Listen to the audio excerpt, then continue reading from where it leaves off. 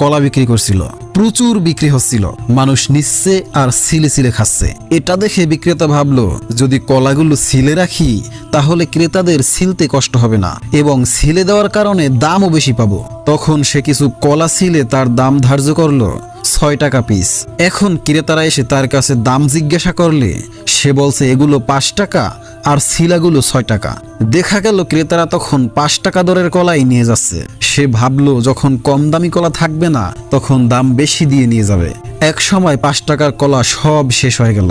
এখন আর কোনো ক্রেতাই তার কাছে আসছে না। তবে প্রচুর মাছি এসে বিনামূল্যে কলা খাচ্ছে আর ভো ভো করে উড়ে বেড়াচ্ছে। এখন সে ভাবলো দাম কমালে মনে হয় বিক্রি হবে। সে দাম কমাতে কমাতে 0 টাকায় চলে গেল। তবুও কেউ কলা নিল না। দিনের শেষে সেগুলো ড্রেনে ফেলে দিল। যেই লোক আবার ড্রেন পরিষ্কার করে সে ওই সময় বাজারে টাকা তুলতে এসেছিল। ছিলা কলাগুলো তার নজরে পড়ে গেল। সে বলল, ভাই